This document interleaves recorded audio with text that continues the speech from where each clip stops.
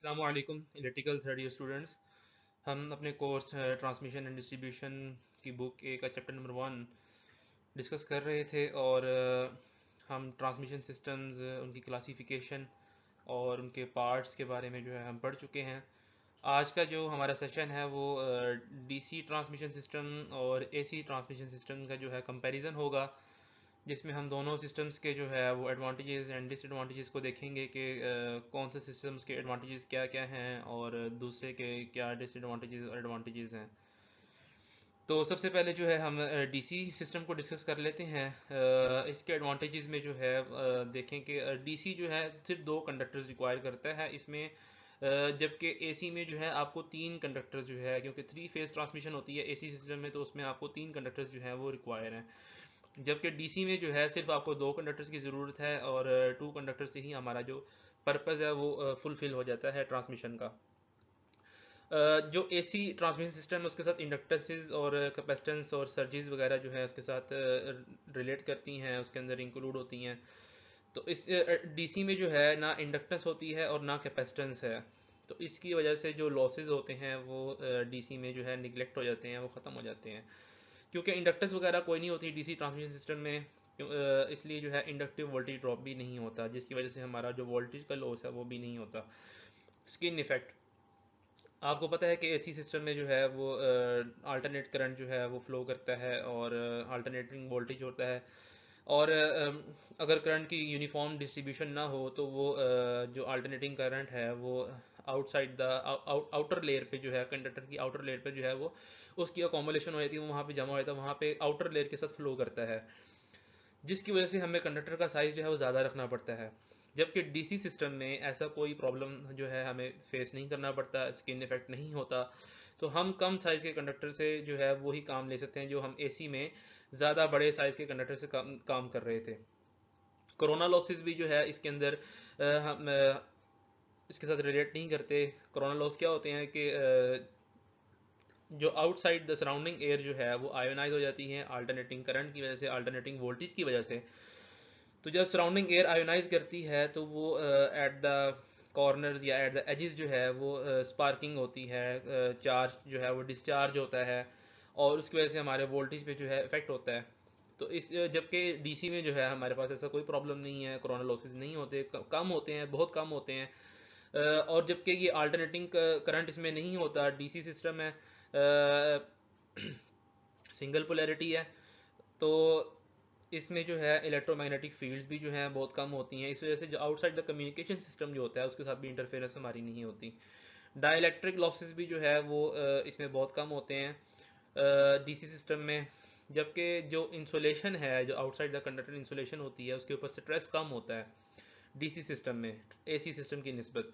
तो हमें कम इंसुलेशन से भी जो है हमारा पर्पस जो है ट्रांसमिशन का फुलफिल हो जाता है। तो इसलिए हम लेस इंसुलेशन से भी जो है हम इसमें काम कर सकते हैं। चार्जिंग करंट यानी कैपेसिटिव करंट, क्योंकि कैपेसिटेंस नहीं है इसके अंदर, तो चार्जिंग करंट की वैल्यू भी बहुत कम होती है।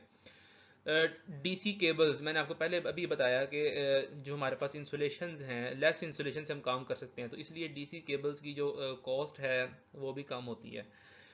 जबकि इसमें हमारे पास स्टेबिलिटी और सिंक्रोनाइजेशन के इश्यूज भी नहीं हैं, क्योंकि एसी सिस्टम में थ्री फेजेस होते हैं, तीन कंडक्टर्स हैं, उनके फेज एंगल्स होते हैं। अगर आप एक सिस्टम को दूसरे सिस्टम के साथ जो है ज्वाइन कर रहे हैं तो आपको सिंक्रोनाइज करना पड़ता है। अगर दो जनरेटर्स जो है वो जनरेशन कर रहे हैं तो उन दोनों को सिंक्रोनाइज करना पड़ता है, और स्टेबिलिटी होती है।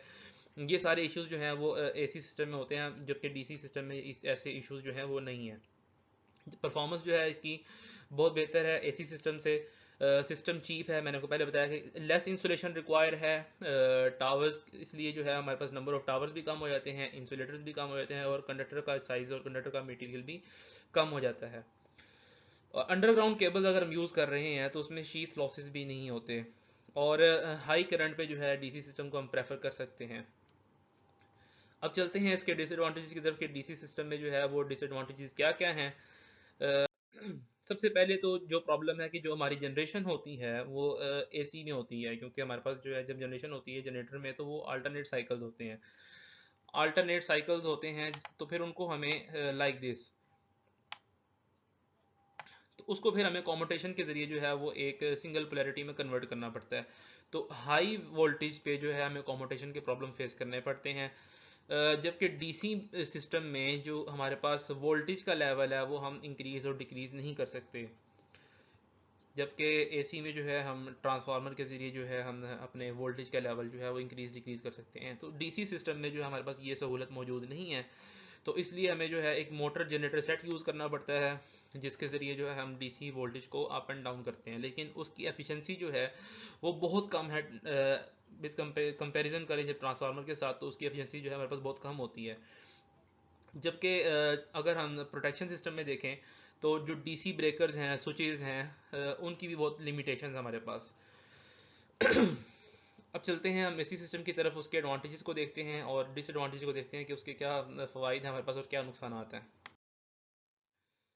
सबसे बड़ा एडवांटेज जो हमारे पास होता है ट्रांसमिशन में, जो एक मेन पर्पस होता है कि हम अपने वोल्टेज लेवल को एक उसकी ट्रांसमिशन करें। तो अब अगर हमारे पास जो कंज्यूमर हैं वो डिफरेंट कंज्यूमर हैं, उनकी डिफरेंट रिक्वायरमेंट है, तो हमें वोल्टेज लेवल को जो है वो अप एंड डाउन करना पड़ता है। तो एसी सिस्टम में जो है हम हमारे पास ट्रांसफार्मर की सहूलत मौजूद है, उसकी फैसिलिटी है। तो हम ट्रांसफार्मर को यूज़ करते हुए वोल्टेज के लेवल्स को अप एंड डाउन जो है वो बढ़ा भी सकते हैं, कम भी कर सकते हैं।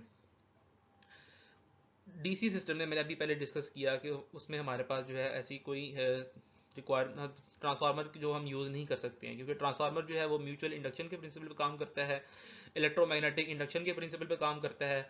उसके लिए जो है अल्टरनेटिंग करंट, अल्टरनेटिंग वोल्टेज जो है होना ज़रूरी है, जबकि डीसी जो है वो अल्टरनेट नहीं करता। तो इसलिए हम उसमें ट्रांसफार्मर को यूज़ नहीं कर सकते। जबकि एसी में जो है हम ट्रांसफार्मर को यूज़ करते हुए अपने वोल्टेज के लेवल को अप एंड डाउन कर सकते हैं। तो इसमें जो है जो वोल्टेज के लेवल को चेंज करने के लिए जो कॉस्ट होती है वो हमारे पास बहुत कम होती है। अब दूसरा जो कंपटीशन का प्रॉब्लम था, जो मेन प्रॉब्लम था डीसी सिस्टम में, कि जो सारी हमारी जनरेशन होती है वो अल्टरनेट साइकिल्स हैं, एसी में होती है, तो उसको हमें जो है वो डीसी में कन्वर्ट करने के लिए कॉम्यूटेट करना पड़ता है। तो इसमें जो है हमें कॉम्यूटेशन की ज़रूरत नहीं है, क्योंकि जनरेशन भी हमारी एसी में हो रही है। तो अगर हमने ट्रांसमिशन भी एसी में करनी है तो उसमें हमें कॉम्यूटेशन का मसला फेस नहीं करना पड़ेगा, कॉम्यूटेटर की ज़रूरत नहीं पड़ेगी, इसके साथ जो प्रॉब्लम होगी वो भी फेस नहीं करनी पड़ेंगी। इसमें फिर जो सर्किट ब्रेकर्स हैं, जो प्रोटेक्शन की एलिमेंट्स हैं, जो फ्यूजेस हैं, सर्किट ब्रेकर्स हैं, वो डीसी के उसकी निस्बत जो है एलिमेंट्स की निस्बत सस्ते होते हैं, आसानी से मिल जाते हैं। उसमें बहुत सारी वैरायटीज़ हैं, बहुत सारी रेंजेस हैं। दूसरी सबसे बड़ी बात जो है वो ये कि सबस्टेशन सिस्टम जो है, सबस्टेशन जहाँ पे हम ट्रांसमिशन करते हुए अपने वोल्टेज को ले जो है अप डाउन करते हैं, चेंज करते हैं, वोल्टेज का लेवल जो है इंक्रीज़ एंड डिक्रीज़ करते हैं, तो उसमें जो हमारे पास मेंटेनेंस जो है, उसका कंस्ट्रक्शन जो है बहुत आसान है, और उसका जो हमारे पास और हमारा जो है वो चीप जो कॉस्ट है बहुत कम है उसकी, बहुत आसान है कंस्ट्रक्शन भी और मेंटेनेंस भी। अब हम देखते हैं कि इसके डिसएडवांटेजेस क्या क्या हैं। जो डीसी सिस्टम का हमारे पास एडवांटेज था कि उसमें हमें दो सिर्फ कंडक्टर की ज़रूरत थी, वही इसका डिसएडवांटेज है कि यहाँ पे आपको ट्रांसमिशन करने के लिए तीन फेजेस की ज़रूरत पड़ती है। मतलब तीन फेजेस मतलब तीन कंडक्टर्स। तो कंडक्टर यानी मटेरियल जो है उसकी कॉस्ट हमारे पास ज़्यादा हो जाएगी, कंडक्टर का साइज़ बढ़ जाएगा, क्योंकि यहाँ पे इसके साथ स्किन इफेक्ट भी एसोसिएटेड है, कोरोना इफेक्ट भी है, कोरोना लॉस भी है, प्रॉक्सिमिटी इफेक्ट भी है। तो इनकी वजह से जो लॉसेज होंगे वो सारे भी इसके साथ एसोसिएटेड हैं। जब हमारे पास जो है कंडक्टर का साइज़ बढ़ जाएगा तो ट्रांसमिशन लाइन की जो ओवरऑल कॉस्ट है वो बढ़ जाती है, क्योंकि उसमें हमें फिर उसी लिहाज से इंसुलेटर्स, टावर्स, उनको भी बढ़ाना पड़ता है। कोरोना लॉसेस भी इस लाइन में हमारे पास जो होते हैं अकर होते हैं ट्रांसमिशन सिस्टम में, एसी ट्रांसमिशन सिस्टम में। स्किन इफेक्ट भी होता है, उसकी वजह से हमें कंडक्टर का साइज़ जो है बढ़ाना पड़ता है। कोरोना लॉसेज होते हैं, कैपेसिटेंस होती है लाइन के अंदर, उसकी वजह से जो हमारा चार्जिंग करंट है, और इंडक्टर्स की वजह से इंडक्टिव वोल्टेज ड्रॉप जो है, ये दोनों चीज़ें जो है इस लाइन के अंदर एसी सिस्टम में ये चीज़ें जो है वो प्रोड्यूस होती हैं, तो हमें इनको फेस करना पड़ता है, और उस वजह से हमारा जो वोल्टेज का लेवल है वो काफ़ी डिस्टर्ब होता है। ज़्यादा इंसुलेटर की हमारी ज़रूरत पड़ती है, क्योंकि एक कंडक्टर आपको ज़्यादा हो गया, तीन फेजेस आप जब इकट्ठे चलाएंगे तो वो एक दूसरे को जो है वो डिस्टर्ब करेंगे। ज़्यादा टावर्स रिक्वायर होंगे आपको, ज़्यादा पोल्स रिक्वायर होंगे। फिर जब आप किसी एक सिस्टम को, एक लाइन को जो है, या एक जनरेटर को जो किसी दूसरे जनरेटर के साथ या लाइन के साथ जो है ज्वाइन करेंगे, या उसके साथ जो है दोनों को पैरेलल चलाएंगे, तो फिर आपको यहाँ पे स्टेबिलिटी के इश्यूज भी देखने पड़ेंगे और सिंक्रोनिज्म के इश्यूज भी जो है हमें यहाँ पे फेस करने पड़ेंगे। इंशाल्लाह इसको हम नेक्स्ट सेशन में इसको यहाँ से कंटिन्यू करेंगे। अल्लाह हाफिज़।